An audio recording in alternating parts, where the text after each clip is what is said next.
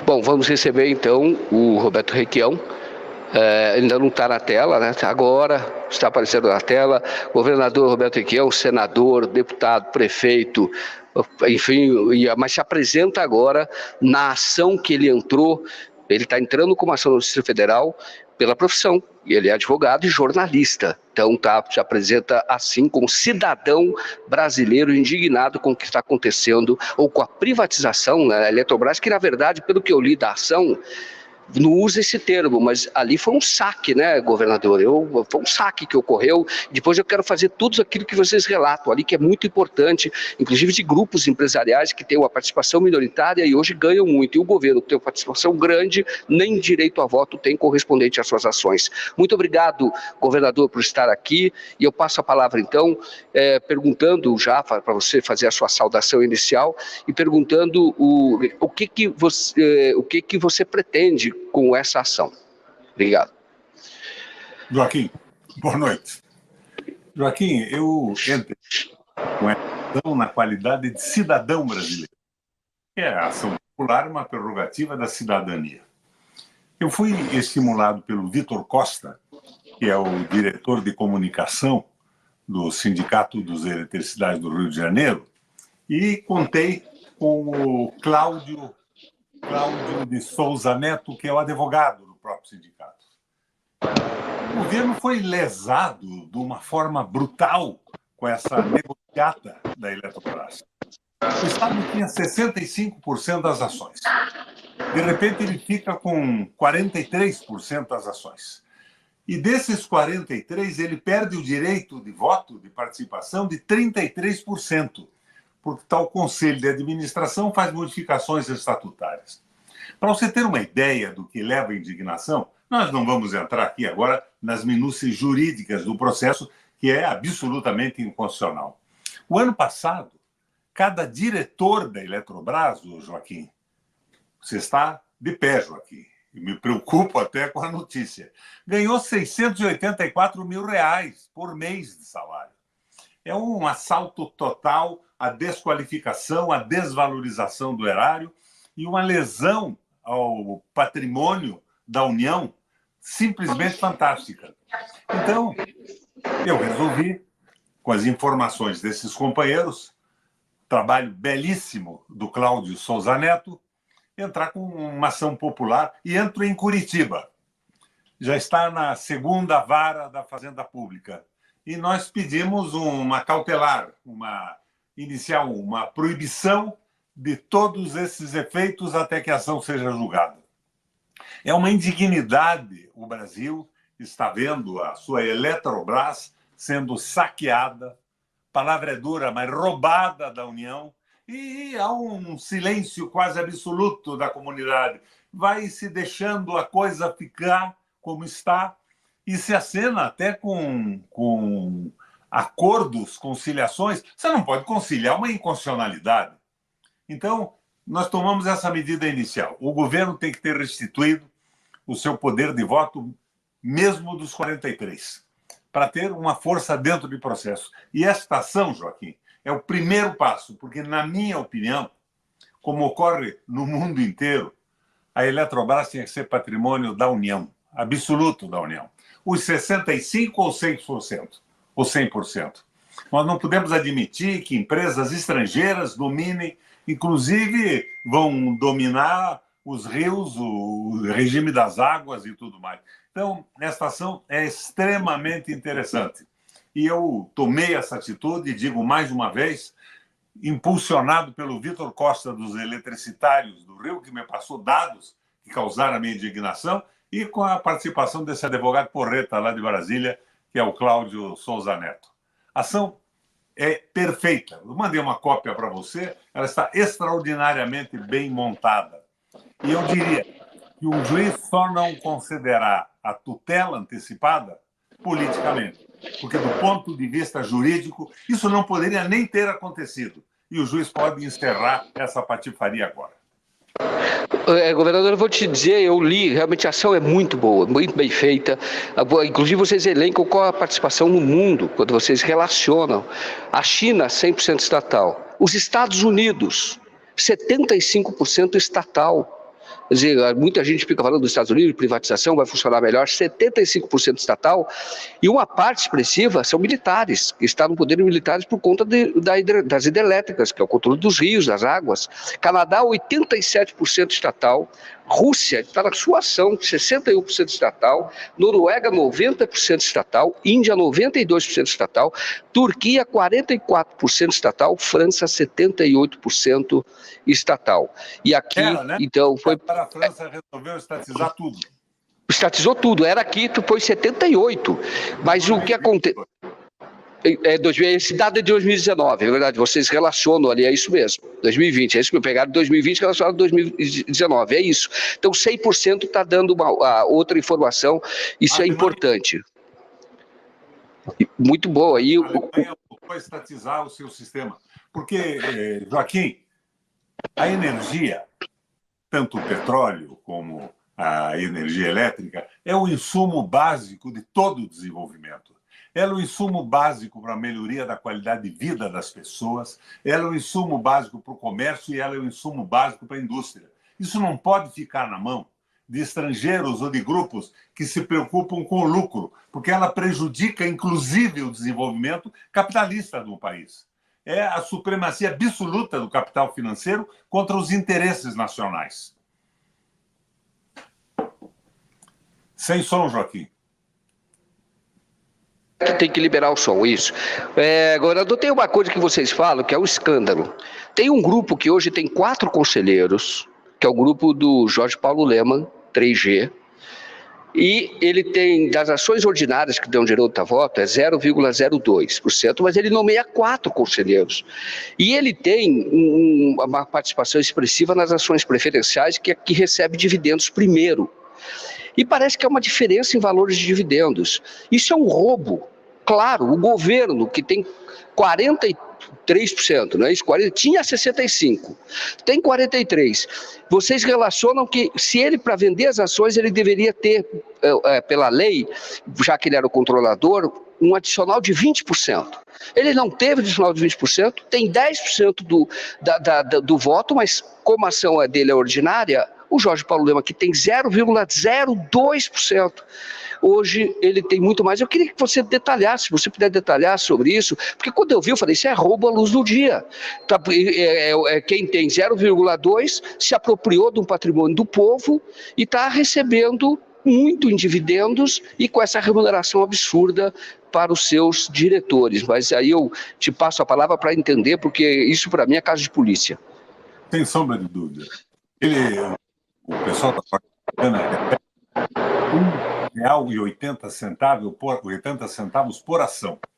E as ações preferenciais de uma espécie superior chega a R$2,40 por ação. O governo brasileiro, que montou a Eletrobras, que construiu as usinas com o dinheiro do povo, recebe 40 centavos por ação. A coisa é um absurdo completo. Isso tem que ser esclarecido. A ação, 50 e poucas páginas, né, Joaquim? E eu quero lhe cumprimentar. Eu passei para você a coisa de 1h30, 2, você já está por dentro dos temas principais. A gente precisa divulgar isso, a gente precisa entender o nível do roubo do patrimônio da União dos brasileiros todos. E eu espero que tenhamos um apoio e um conhecimento, inclusive extrajudicial, desse processo. O Brasil precisa entender o que acontece. Agora, entrei com ação em Curitiba. Eu quero mostrar que Curitiba não é a capital da Lava Jato. Tem juízes de verdade aqui também. E a minha esperança é que a tutela antecipada seja concedida rapidamente. E que se paralise esse roubo. Porque eles estão aumentando os salários da diretoria, como eu disse a você, o ano passado, R$684 mil para cada um. Eles estão demitindo trabalhadores, cortando trabalhadores e estão destruindo o sistema brasileiro. A segurança energética nacional está profundamente comprometida. O Lula tem feito declarações muito positivas em relação a isso e eu espero que a estação dê uma alavanca fundamental para a retomada da Eletrobras pelos interesses do Brasil. Só para liberar isso. Governador, aqui, o que você atribui esse processo? Porque vocês relacionam como foi a assembleia que foi feita internamente na Eletrobras, como é que a Eletrobras decidiu, aprovou, mudou o seu estatuto para, veja bem, quem controlava a Eletrobras no caso era a União. É a União. Era o governo Bolsonaro e o Guedes o ministro. Na verdade, e eles alteraram. Guedes. O Bolsonaro era o fantoche do governo. Pois é, o Guedes, eu vi o teu vídeo, era o Guedes, e eles alteraram, e a União, quem representava a União na ocasião, atuou contra os interesses daquela que ela representava. É isso, né? Eu pedi para você falar, porque eu realmente, você falou que eu li, que eu comecei a ler, e aí eu não parava mais de ler. Falei, nossa, mas são coisas que eu nunca tinha visto. Entendeu? Que nunca tinha tido realmente uma ação, recomendo. A gente vai publicar, vai fazer um texto, eu vou publicar na íntegra a ação popular. Porque é importante que vocês vejam. Eu comecei a ver, eu falei, mas eu não sabia, isso é um roubo. Mas como é que foi esse processo? Como é que a Eletrobras ela foi entregue com a participação do próprio governo, lesando o patrimônio que deveria zelar, pelo qual deveria zelar? Você vê qual era a posição do governo do Guedes, que tinha o Bolsonaro como seu garoto propaganda. Eles estavam liquidando a soberania nacional. A tal da Golden Share, que o Lula aprecia muito, a ação do governo que pode vetar negociações, ela foi esvaziada. Ela não é uma Golden Share mais, ela pode proibir mudanças no estatuto e nada mais. Então é uma patifaria, é uma imoralidade absoluta. E o trabalho que você fará, com a profundidade e a extensão da comunicação sua e do 247, vai ser fundamental para que um número maior de pessoas entendam que isso é um roubo e tem que terminar, tem que ter um fim. E está na mão de um juiz da segunda vara, juiz substituto da segunda vara aqui de Curitiba, vara federal. André Liberar, governador, ali eu queria que você coloque um mapa de quem são os controladores, né? E aí você tem o governo, tem a maior parte, mas não tem voto, tem só 10% de voto, e tem os não residentes, que é mais do que os residentes. Significa que quem está mandando são fundos estrangeiros, é isso? São fundos estrangeiros, tais fundos que desafiam, inclusive, o processo de apropriação capitalista no mundo. É a economia financeira, economia que não gera um botão de uma camisa, a peça de uma máquina, não gera um emprego e vive dessa exploração de monopólios estatais controlados pelo Estado que passam a ser controlados. É um roubo do começo ao fim.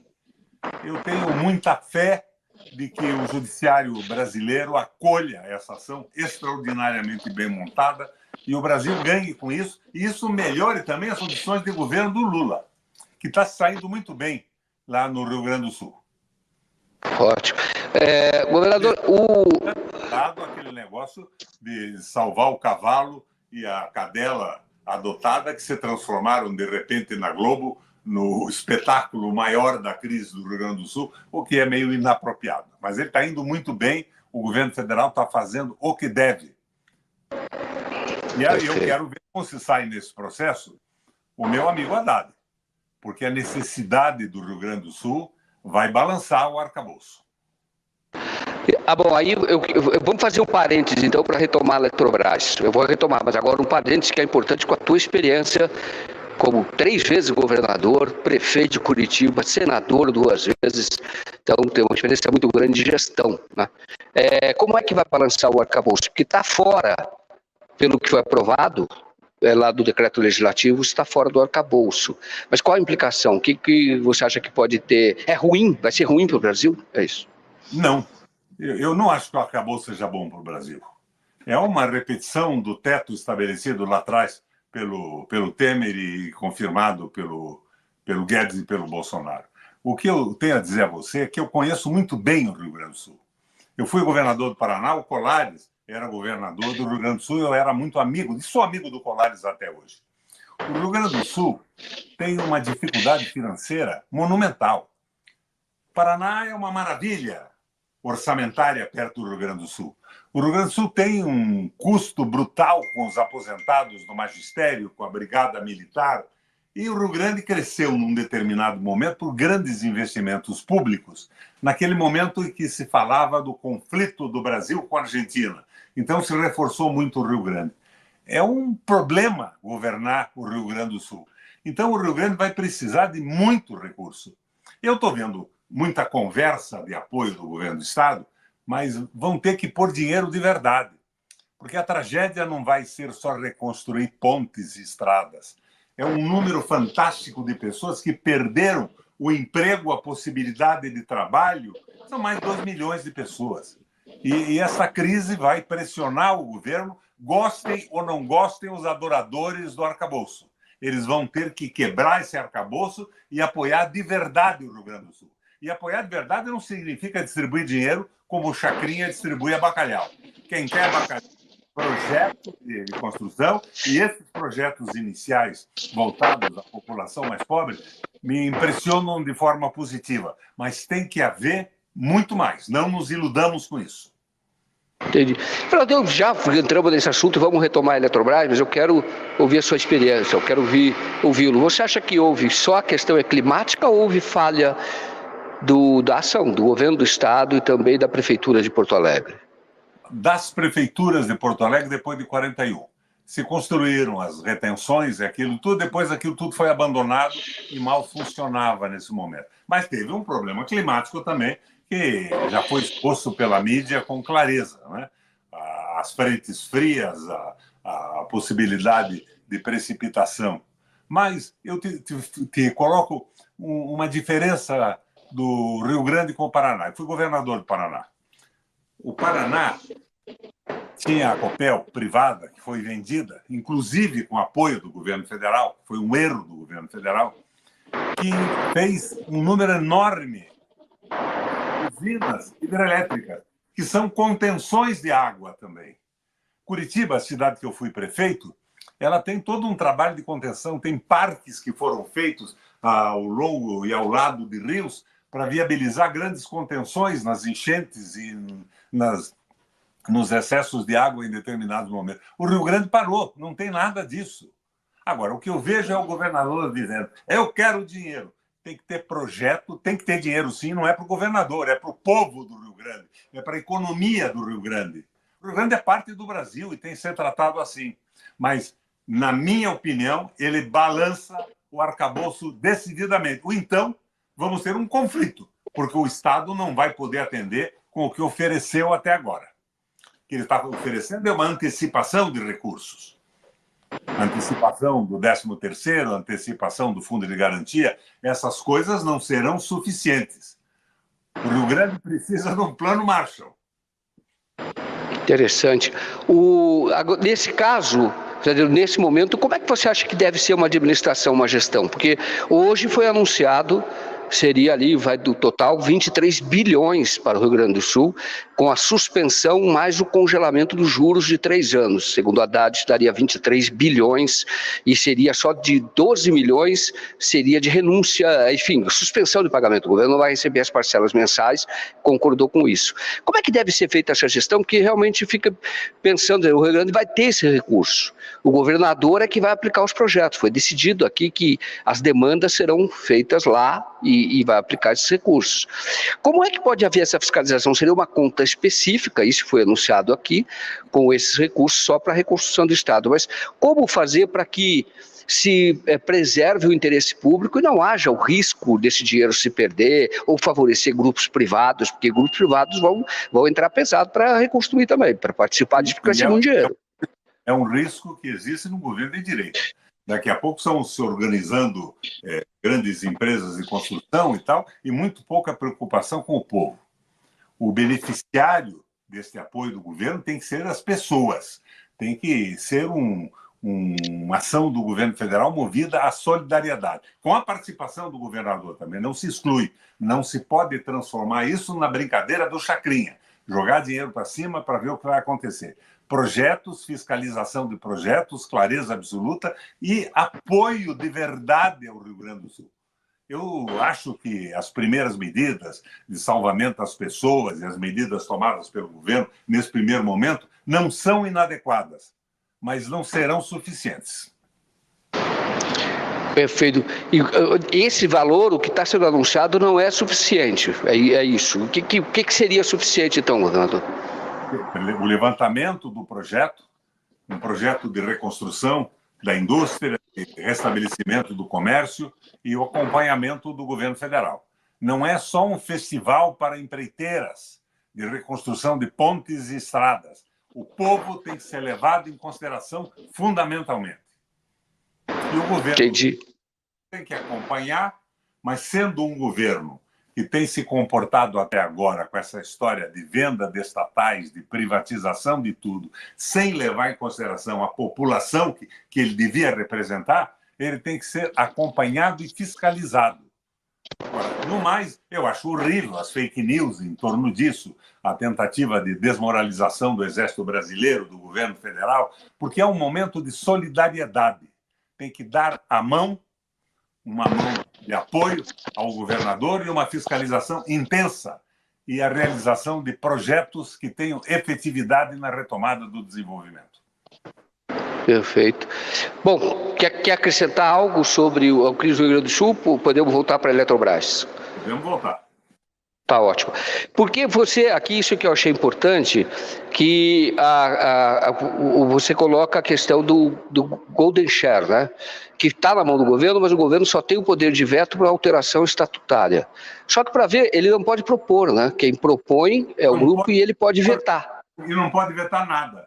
O governo foi totalmente desarmado. A União foi safadamente roubada. A capacidade de interferência do interesse público através do governo desapareceu. E quem comanda isso é aquele pessoal que deu o desfalque das lojas americanas. 50 e poucos bilhões de reais. Então, exato. Não, quando você... pode concluir. Se o juiz der a medida antecipada, a medida que estou pedindo, o governo reassume isso aí e coloca o sistema a favor do Brasil. E eu espero que, na sequência, a gente consiga retomar o comando absoluto do sistema elétrico, como fazem outros países do mundo. Que você coloca na ação algo que eu achei muito interessante, quando diz o seguinte: tem que ser na mão do Estado a questão de energia, esse controle das águas. Porque até você disse, olha, está na mão do privado, o que vai acontecer se um dos controladores falirem? Se a Eletrobras falir, como faliu, ou quase faliu, a questão das Americanas. Vocês não citavam a Americana, ou citaram a Americana, sim, mas do grupo do 3G, lá do Jorge Paulo Lema. Então, você diz, olha, se isso acontecer, quem é que vai ter que socorrer? O Estado. Porque ninguém vai poder ficar sem energia, não é isso? O Estado não manda nada e vai ter que cobrir a patifaria terminada, liquidada com a empresa. Não há dúvida alguma. O Franklin Roosevelt, no meu dia, defendia a energia como um insumo fundamental para o desenvolvimento dos Estados Unidos já naquela época. Isso tem que estar na mão do governo com um projeto de desenvolvimento nacional. Eu acho que muitas coisas erradas estão acontecendo, Joaquim. Você sabe que fizeram um acordo com Itaipu agora? E me causa um espanto enorme. Primeiro, o acordo não foi feito com a direção de Itaipu. Foi feito com o ministro das Minas e Energias e o ministro de Relações Exteriores.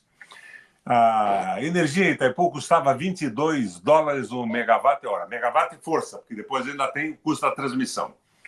Nós pagamos as dívidas, os empréstimos que tinham sido garantidos pelo Brasil. E se estabeleceu, desde o começo, uma regra que os distribuidores de energia do país eram obrigados a comprar energia em Itaipu com o preço que custava.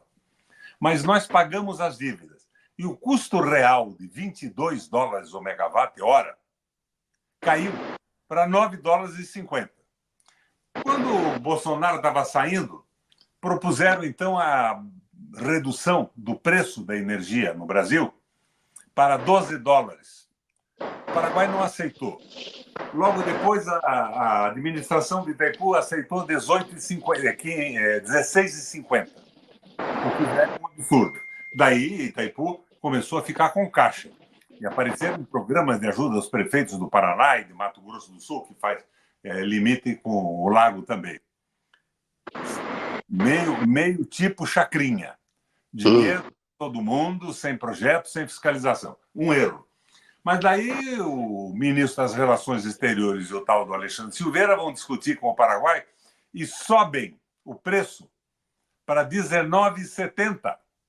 Mas R$16,50 já é 3 vezes mais do que o preço médio da energia livre no país.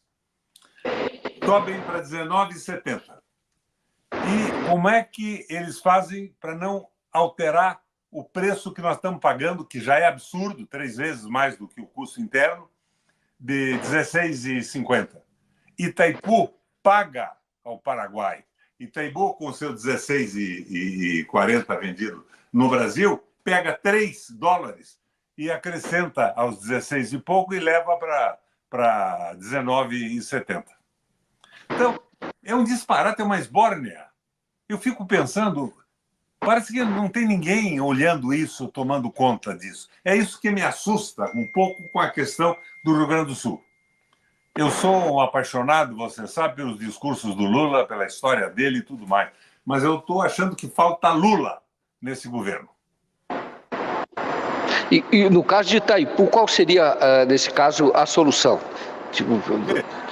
Vamos supor que eu fosse o comandante desse processo todo. Se custa R$9,50 o custo de produção, você podia dizer para o Paraguai que você faria um acordo com eles. O Paraguai é um estado que precisa de desenvolvimento, o Brasil não deve abandoná-lo, a miséria no Paraguai nos prejudica, está na nossa fronteira, bota até em falta de segurança as fronteiras brasileiras. Eles podiam dizer o seguinte: paraguaios, o Brasil não compra mais a usina, a energia de vocês, eles têm 50%, eles gastam uma parte e vendem o resto para o Brasil. O Brasil não compra, vocês vendam para quem quiserem. Os R$16,50 são 3 vezes o preço do mercado interno brasileiro. Isso daria força ao governo para fazer uma negociação. Se o Paraguai tivesse algum dinheiro, umas obras, R$12,00, e que ele reduzisse o custo da energia dentro do país ao mínimo possível. Você já imaginou, Joaquim, o que aconteceria com o Paraguai nos próximos anos com uma energia extremamente barata, oferecendo às indústrias do mundo inteiro para se desenvolverem e regulando essa oferta com emprego e transferência de tecnologia? Nós temos que negociar isso, mas não, os caras foram lá e levantaram para R$19,70. O que tem na cabeça desses ministros? Agora, voltando aqui, então, para a gente falar de novo da Eletrobras, você cita um caso também cita o caso da Embraer. Você cita o caso da Embraer e lá o Golden Share foi diferente. Lá protege o interesse nacional. E lá nenhum privado tem mais do que 5%, algo assim, que você coloca lá. Não é isso? Então, você pode explicar melhor qual foi a diferença e como esse modelo da Embraer é menos lesivo, ou talvez, no caso da eletricidade, nem deveria ser adotado. Mas qual a diferença desse caso? A diferença é que os acordos internos da Eletrobras esvaziaram a possibilidade de ação da Golden Share. A Golden Share virou um enfeite, um brinco, ela não tem efetividade nenhuma mais na Embraer. É um escândalo absoluto. Eu estava no Senado quando nós negociamos as questões da Embraer, ainda o esquema de vigilância do Brasil, e o Lula acredita muito que a Golden Share, mais as ações ordinárias que dão direito a voto, na mão do Estado, garantem o comando desse processo. Eu já não acredito muito nisso. Você veja a Petrobras. Quando nós botamos as ações da Petrobras na Bolsa de Nova York, ficou valendo as regras da Bolsa e a justiça americana. As coisas estão mudando, a realidade está em constante mutação contra o interesse público. Entendi. Agora, governador, houve uma mudança. O que eu digo na Embraer, vocês citam que lá, por exemplo, houve uma preocupação em manter o controle nacional. É isso, no caso da Embraer, e não é o caso da Eletrobras, né? Não é. A Eletrobras tem que manter o controle nacional. Ela amplia o controle estrangeiro, e isso é uma loucura. Você viu, você mesmo leu aí a situação dos países do mundo em defesa da sua soberania, da sua tranquilidade de fronteiras e de geração de energia. É um disparate rigorosamente absurdo. Por isso eu tenho muita fé nessa ação. Eu acredito que nós temos juízes de verdade no Brasil. Pode ser uma mas eu acredito nesse momento. E quando é que isso pode ser decidido? Bom, ela foi ajuizada e distribuída para a segunda vara hoje. O juiz parece Cláudio Roberto, eu não o conheço, é um juiz substituto da segunda vara da Fazenda Pública. Ele pode decidir liminarmente isso. Ele pode decidir, inclusive, antes de intimar as partes. Mas isso precisava ser um juiz porreta, de verdade, com muita coragem. Eu não sei como ele vai proceder. Pode ter que ele espere a intimação. Mas era importante parar isso tudo para acabar com a destruição da Eletrobras. Porque progressivamente eles vão consolidando projetos internos, como essas brincadeiras de 600 mil reais de salário de um diretor. Nossa, que coisa. E vocês citam também, que eu queria que até a responsável pela privatização do governo Fernando Henrique, que foi o governo mais privatista de todos, né? Até ela criticou, né? Ela achou mais duro. Um desrespeito. Agora, o que é que eu não vejo os nacionalistas, os brasileiros de verdade, brigando com isso. Eu até faço uma sugestão a você, Joaquim. O ator dessa ação foi o Cláudio Souza Neto. Faz uma entrevista com ele, ele esmiuça os detalhes do texto. Vai ser eu aceito a sugestão, inclusive do Vitor Costa também, né? Que também foi os que me impulsionaram a tomar essa atitude. Tem brasileiros de verdade por aí. Qual seria, eu diria, pergunto a você, né? Qual você acha que deve ser o modelo de gestão do Brasil? Perguntando pelo teu perfil ideológico, você é um nacionalista, um nacional desenvolvimentista. Qual deveria ser o modelo ideológico? Admitiria a privatização, mas não para tudo, é isso? Não, eu acho que nessas empresas estratégicas, o Estado tem que comandar. Quando eu fui governador, eu admiti uma pequena participação privada. Porque nós temos também, Joaquim, dentro de uma empresa pública, o fenômeno do corporativismo. O corporativismo é uma manifestação coletiva do individualismo e do egoísmo. Então, os grupos internos querem estabelecer uma dominação completa sem se incomodar com o interesse público, com a solidariedade com as pessoas que são usuárias do serviço. Agora, hoje, com as possibilidades da internet, empresas totalmente abertas, informações acessíveis a mim, a você, a qualquer pessoa que queira tomar delas conhecimento a qualquer momento do dia, eu acho que até dispensaria essa participação privada. Mas não acho que seja nociva. Ela ajudaria a fiscalização, mas jamais no comando estratégico de uma empresa vital para o desenvolvimento e a segurança de um país. Tá ótimo. Miguel, deixa eu chamar aqui o deputado Bongásio, estamos ao vivo aqui, o deputado estava aqui, então o deputado está aqui, não sei se você participou agora no Rio Grande do Sul da reunião. Padilha. Participou, né? Então, eu vou pedir uma gentileza, governador, inclusive quis cumprimentar o governador Requião, e nós estamos falando aqui sobre a privatização da Eletrobras. Então, eu vou perguntar para você sobre a reunião, mas antes eu perguntaria para você, aproveitando o tema da reunião, o que vocês, parlamentares, podem fazer para reverter a questão da Eletrobras, porque o Requião entrou hoje com uma ação popular realmente muito interessante, que ele elenca o que aconteceu no governo do Bolsonaro com o Guedes que capitaneou isso, foi um saque ao patrimônio do povo, né? E o que pode ser feito?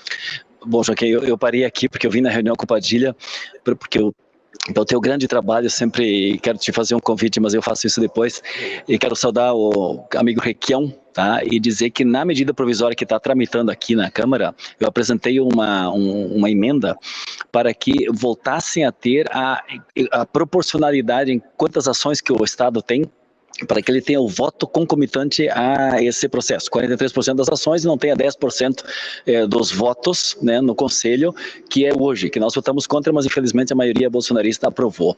Eu acho que são medidas como essas, e essa ação popular com certeza vai ser uma mobilização social que nós temos que fazer para avançarmos nesse sentido. Então, parabéns. E sobre a nossa reunião aqui, é o desastre que nós temos de fato no Rio Grande do Sul. O presidente Lula, desde as 5 horas até depois das 8, esteve reunido com todos os ministros, ou boa parte deles, para anunciar e preparar novas medidas sobre as catástrofes que nós estamos vivendo no Rio Grande do Sul. Isso implica em novos anúncios.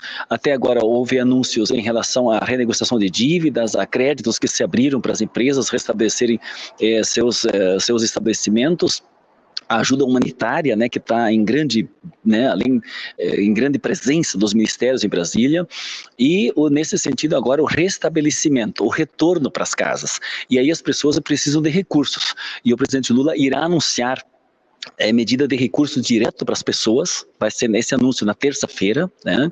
Além de outros apoiamentos de renegociações e de créditos que estão sendo oportunizados, né, que serão anunciados pelo presidente Lula nesta terça-feira. E na quarta-feira o presidente Lula irá novamente, pela terceira vez ao Rio Grande do Sul, nesta quarta-feira, para poder exatamente mostrar ao povo gaúcho a sua determinação de ajudar as comunidades atingidas e flageladas no estado do Rio Grande do Sul.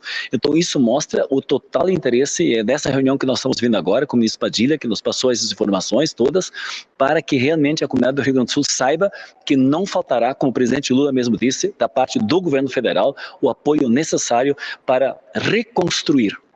E a dívida renegociada hoje pelo ministro Haddad com o governador do Rio Grande do Sul, ela pode chegar a um valor de 23 bilhões. São durante 36 meses, 3 anos, onde o governo do estado do Rio Grande do Sul não vai pagar, e sobre o montante da dívida, nesses 3 anos não vai pagar juro. Então significa 11 bilhões que deixarão de ser pagos, e mais os juros que não acrescerão a dívida. E esse recurso precisa servir para a reconstrução.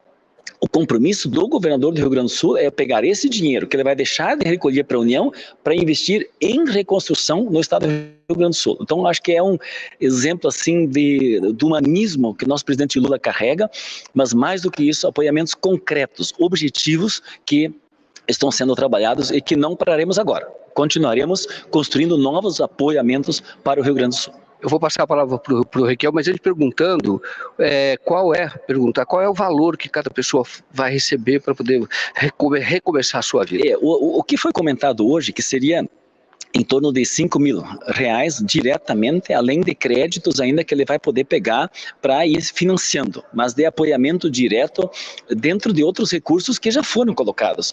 É o resgate de parcelas do Fundo de Garantia, mais parcelas do Fundo do Seguro-Desemprego, são mais 2 parcelas além das parcelas normais, é o resgate do Fundo de Garantia, é antecipação do imposto de renda, são várias iniciativas que são diretamente para as pessoas, né?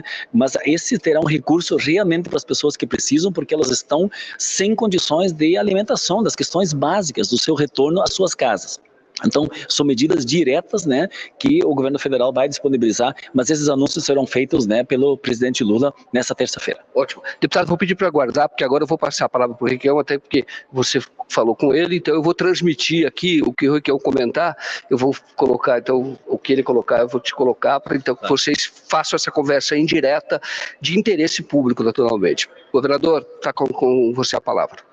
A proposta do Baumgarten é boa. É fundamental nessa questão da Eletrobras ser uma medida. O Berkovitz, advogado lá de São Paulo, tem falado a exaustão sobre isso. O Joaquim acompanha, já entrevistou o Berkovitz.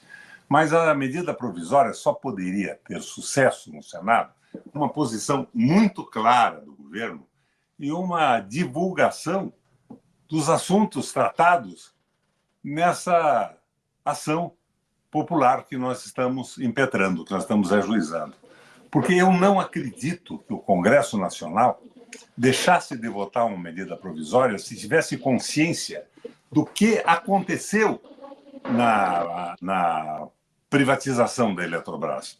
Mas eu vejo Lula protestando E logo depois eu vejo uma entrevista do Joaquim Silveira, Baumgartner, dizendo o problema da privatização da Eletrobras está estabilizado. Fica assim, agora ninguém mexe mais. Você vê, é uma complicação nesta frente que nós criamos para o governo. Mas acho que o início da provisória, o início da discussão e essa medida que nós tomamos, que pode devolver ao governo o comando de muita coisa, informação, pode ser o caminho para a gente terminar isso mais tarde com uma medida provisória que reestatize a Eletrobras. Nós tínhamos 65% de ações, Baumgartner. Hoje nós estamos com 43%, mas essas 43% só valem 10% porque tiraram a capacidade de voto do governo federal. A coisa é muito séria. Eu dizia ao Joaquim, agora há pouco, você não estava ainda junto com a gente, que o ano passado o salário de um diretor da Eletrobras, Baumgartner, foi R$ 684 mil para cada um dos diretores. E um conselheiro do Conselho de Administração ganha qualquer coisa entre 183 mil e 200 mil. Então, essas coisas têm que ser reveladas, tornadas claras. E a eletricidade é algo... Governador, deixa só, como ele não está ouvindo e fez muita colocação, eu vou ter que retransmitir aqui. Se faltar alguma coisa que seja relevante, você me fala que eu passo. Porque ele estava dizendo o seguinte, a respeito da Eletrobras. Ele acha a sua iniciativa positiva, porém, ele entende que precisa haver uma medida provisória para reestatizar efetivamente a Eletrobras. E ele entende que, para que haja condições políticas para aprovação de medida provisória, é preciso tomar conhecimento de muito do que está nessa ação popular, que eu vou até te encaminhar depois. Porque ele coloca alguns dados que são realmente espantosos. Por exemplo, o salário dos executivos de lá, que é R$ 680 mil por mês. Os membros, aqueles participantes que participam do Conselho de Administração, é de 180 a 200 mil reais. E ali, isso ele não falou agora, mas isso está na ação, ele coloca, por exemplo, que um grupo privado, que é o 3G, do Jorge Paulo Lama, tem 0,02% das ações ordinárias e tem mais 18%, algo assim, das ações preferenciais, tem interesse dos dividendos. E o 0,02%, com isso, ele tem 4 membros do Conselho de Administração, de 9. Então, são coisas que ele acha o seguinte, que os dados que estão, esta ação tem que se tornar pública para que haja condições políticas, uma mobilização nacional para que haja a reestatização. E ele fez uma crítica ao ministro Silveira, né, que é o ministro da Energia, segundo quem o assunto Eletrobras está pacificado, mas entende que o próprio governo não pensa assim, que a AGU entrou com uma ação, né, o Messias esteve lá. Então, eu passo até para ele falar agora, que o Baumgartner acho que tem outro compromisso, você faz a sua manifestação, mas eu acho que eu fui preciso, acho que eu fui leal ao que você disse, só isso. Que é para ele... Obrigado, então passo a você. Do padrão do jornalista aqui, né, Requião, Joaquim? Como é que eu não ia passar? Mas eu quero dizer isso, Requião, e todos os que estão acompanhando. De fato, nós precisamos criar força política, ter espaço, inclusive nas ações, para o Executivo poder apresentar. Acho que tem essa cobrança sobre o Executivo, que entrou com a ação, né? Outro dia nós estávamos, inclusive, com o Messias, e a decisão do ministro do Supremo era para que se chegasse num entendimento. E agora foi prorrogado, inclusive, esse espaço para chegar no entendimento, enquanto isso tem a tramitação da medida provisória. Então, eu imediatamente, assim que eu tiver acesso, eu quero sim que possa ter acesso o mais rápido possível a essa medida, eu vou ajudar a divulgá-la, tá? Inclusive na tribuna da casa, fazer o debate, eu estou fazendo isso permanentemente nas redes sociais, para que a gente tenha um ambiente para... Precisamos criar esse espaço de reestatizações, né? Nós precisamos criar força política. Infelizmente, hoje o Congresso Nacional também não permite, pela realidade eleitoral que aconteceu, para tomar todas as medidas, talvez até do desejo do presidente Lula, mas nós precisamos avançar nisso. E com certeza esse tipo de posturas, eles nos ajudam a fazer esse debate para ganhar consciências na sociedade. E acho que nesse sentido o Requião sempre foi a nossa grande referência e continua sendo. Então eu quero parabenizar nesse sentido. Então nós vamos continuar, e assim que me apropriar dessa ação, vou ajudar a divulgá-la, a fazer tudo que for possível nesse sentido. Tá, Requião? Abraço grande. Baumgartner, um recado só. Essa história de conciliação com uma infração constitucional, para mim, que sou um bacharel da República, é uma piada inaceitável. O sujeito rompe todo o regulamento constitucional do Brasil, entrega uma empresa estratégica vital e propõe uma conciliação. um dos motivos que me fez entrar agora com essa ação. Essa ação não tem conciliação, ela precisa de um julgamento em cima dos seus princípios. O Gaspar, que ele disse que ele acha que não é um caso de conciliação, que é preciso uma flagrante inconstitucionalidade lesiva ao povo, então é preciso ter uma ação mais enérgica, foi o que disse o Requião. Isso, vamos criando ambiente para fazer isso. Um grande abraço e eu te contar depois de fazer o convite para outra atividade. Tá bom, muito obrigado. É isso, abraço a todos que acompanham também o 247 aí. Requião, siga firme. Obrigado, então, parabéns pelo trabalho. Parabéns, pessoal, trabalhando até agora aí na reconstrução do Rio Grande do Sul, que preocupa a todos, né, Requião? Preocupa a todos, é uma preocupação nacional e tem que ser uma ação efetiva do governo federal, uma demonstração de amor e de solidariedade ao Rio Grande. Não é com as medidas, não é com lacração de personalidades artísticas ou públicas que nós vamos resolver isso. Nós temos que resolver com uma interação de todas as instâncias da administração, municipal, estadual, federal, todas as instâncias, somando para resolver esse problema e fazer o Rio Grande retomar o seu processo de desenvolvimento. Agora, é claro, nós temos que cuidar rapidamente da vida das pessoas, do emprego e das barragens, que foram praticamente abandonadas. Foram feitas depois de 41, foram feitas algumas, boas, mas não foram suficientes, estavam abandonadas. Não chegaram a funcionar as comportas e tudo mais. Isso tem que acontecer. O governo do Rio Grande é um governo que pegou a lei de meio ambiente de 500 capítulos e modificou todos a favor da destruição. São coisas ininteligíveis. Mas não é o nosso papel fazer a criticação do Dudu Leite. Precisamos da integração agora, da consciência do que aconteceu e por quê, e trabalhar juntos. Perfeito. Requião, eu vou fazer uma pergunta que é a seguinte: você acha que vai mudar? Existiu um movimento no Rio Grande do Sul, inclusive de separatismo do Brasil, e hoje está se vendo como o Brasil está participando desse processo, com a solidariedade muito grande. Você acha que pode haver uma mudança de cultura? Porque não é a maioria, claro que não é, um movimento pequeno, mas se fala muito de separatismo. Você acha que isso vai mudar? Você acha que o Rio Grande do Sul passa a olhar o Brasil de uma maneira... Não é o Rio Grande, uma minoria, mas que é barulhenta. Vai olhar de maneira diferente para essa questão? O Rio Grande tem 497 municípios, não é isso? Uhum. 446, se não me engano, foram alagados. O Rio Grande foi praticamente destruído. Ele depende da solidariedade brasileira agora. Isso acaba com essa história de separatismo. O Brasil tem que se debruçar sobre o Rio Grande nesse momento. Um esforço nacional de recuperação. E isso tem que acontecer. Eu acredito que por parte do Lula é fácil. O Lula tem solidariedade. O Lula sabe o que é sofrimento, miséria, desemprego, salário mínimo e tudo mais. Mas eu tenho preocupação com esta frente, que para mim, hoje, é uma frente da desesperança. Quando o Alexandre Silveira disse que está estabilizada a situação, vai ficar como está a Eletrobras, eu já fico profundamente decepcionado. Quando o ministro da Minas e Energia e o ministro de Relações Exteriores vão para o Paraguai e acertam uma energia que custa de produção R$ 9,50 para ser vendida por R$ 19,70 para o Paraguai, eu acho que estão brincando. Isso não é governo, é falta de inteligência, de competência, é uma farra. A favor de quem, eu não sei.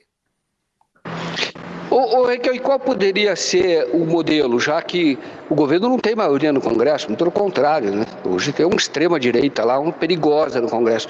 Qual seria o caminho? Eu acho que o governo está sem projeto, Joaquim. Está sem projeto. E não tendo projeto, os congressistas brigam pela sua reeleição. Eu estava no Congresso quando votaram a emenda obrigatória. Você lembra por que votaram a emenda obrigatória? Porque o nosso governo, eu era do PMDB, apoiava o governo abertamente. Porque o nosso governo acabava liberando emendas só para o pessoal mais chegado aos ministérios e ao governo. Mesmo os do partido, do governo, não recebiam aquilo. Então os caras disseram, tem que ser a emenda obrigatória. Faz a emenda, o governo tem que pagar. Senão nós vamos perder a eleição. Porque eles fazem um acerto, uma conciliação com o adversário, interno do meu partido ou não, e eu não me reelejo. E votaram aquilo. No governo do Bolsonaro, isso se transformou numa coisa muito maior, numa aberração total. Não acabou até hoje. São coisas que podem ser substituídas por um projeto de Brasil. O Lula coloca um projeto de Brasil moderado, Joaquim, nada de radicalismos, mas sem a concessão que eu estou vendo ao capital financeiro, que manda em tudo. Vou te dar um exemplo concreto. Quer ser universal, cante a sua aldeia. Nós temos uma eleição de prefeito em Curitiba. O governador Rato é bolsonarista, aberto, confesso. O candidato a prefeito da cidade está no partido do Bolsonaro. Você sabe quantos ministros apoiam essa candidatura, porque são dos partidos ligados ao governo do Estado e à prefeitura? 10 ministros. Veja, fica complicado o negócio. Essa frente ampla me causa decepção e desesperança. É claro que não pode ser uma guerra, essa polarização, uma estupidez, mas não pode ser também essa negociação continuada sem projeto. Eu acho que o Lula acorda num determinado momento, coloca um projeto simples, aristotélico, eu tenho falado, né, Joaquim? Ato eficiente e ato meio, sem radicalismo pela esquerda e nem pela direita. Um projeto sustentável. E na linha do Guerreiro Ramos, nós abrimos a comunicação do Brasil para discussão. E o povo vai votando as modificações que acha que deve fazer. Assim não se impõe nada, mas a discussão leva ao convencimento popular. E o Brasil avança dessa forma. Nós temos exemplo no mundo inteiro. O que acontece de bom e de ruim nos Estados Unidos, na China, na Rússia, em todos os países. Nós podemos aprender nesse grande debate. E nós temos um país maravilhoso, de gente maravilhosa. Agora, o que eu vejo hoje, Joaquim, é a prevalência do Enzo Faleto e do Fernando Henrique. Teoria da dependência. Então, de repente, os políticos deixam de representar a população e passam a representar o liberalismo econômico. Um negócio aqui, um negócio ali, comissões, vantagens, prestígio até popular e eleitoral de um sujeito aqui, de outro não. E chegamos numa situação parecida com a da Argentina. E elegemos o Milei depois do Lula. Isso é a pior coisa do mundo. Eu quero que o governo acerte. E eu acho que a única maneira de você colaborar com isso é dizer o que pensa. Eu não digo a você que eu seja o dono da verdade, que eu tenha razão em tudo, mas dizer o que pensa, o que está errado e tentar dar sugestões para que a gente faça um governo como proposto na propaganda eleitoral. Não é? O Lula veio aqui no Paraná e disse que ele ia acabar com o pedágio ladrão, que era o maior roubo da história do Brasil. Não custará mais de R$5. De repente ele conversa com o piá do Renan, com o filho do Renan, e ele faz o pedágio que o Bolsonaro tinha proposto e não tinha feito para não ser liquidado na eleição. Foi o governo federal que fez. O BNDES ajudou a vender a Copel. Era o maior sócio depois do Estado do Paraná, podia ter participado junto com a gente para evitar essa loucura. A Copel está que nem a Embratel, atomizada. Está vendendo 11 usinas hidrelétricas agora, pagas, usinas velhas, que não tem mais financiamento nem nada. É um absurdo total. E você vai ver o candidato do governo, do Bolsonaro, aqui vai ter apoio de 10 ministros do Lula.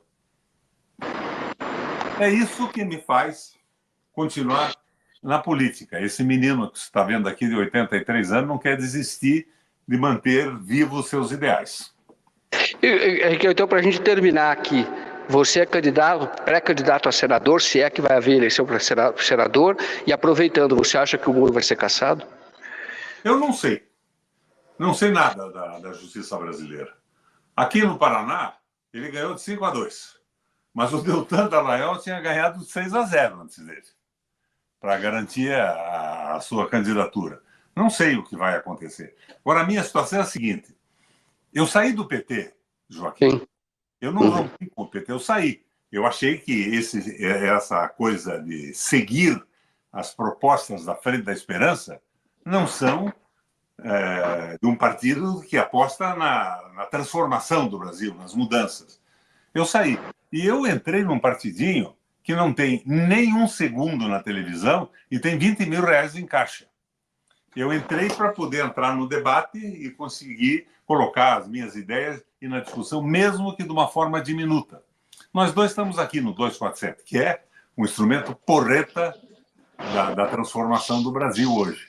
Mas, porém, todavia, contudo, nós não chegamos ao dedinho mingo do pé da Globo. Então, mas temos que insistir na discussão e no espaço. Se colocou o Baumgarten, eu gosto desse cara. Um cara sério, firme. E informação. Não adianta uma medida provisória para deixar tudo como está. Ótimo. Requião, obrigado. Encerro o nosso programa com um comentário da Marisa Werkmeister. Ela diz: o Brasil precisa de muitos Requião.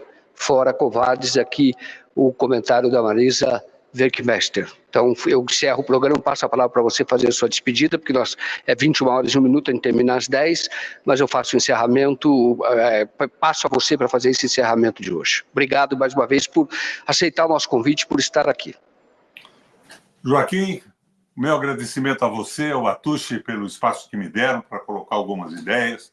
Apreciei muito a sua intenção de divulgar essa ação popular. O Brasil precisa saber em detalhe o que aconteceu e o que acontece na Eletrobras. Isso é o positivo, é o que nós podemos fazer. Nós somos jornalistas, você eu sou também, eu sou jornalista e advogado, sou planejador urbano, mas nós não podemos deixar de falar, mesmo que digam, vocês não vão mudar nada. O Alexandre Silveira já disse que está tudo estabilizado, não muda nada. Nós temos que insistir, porque somos brasileiros.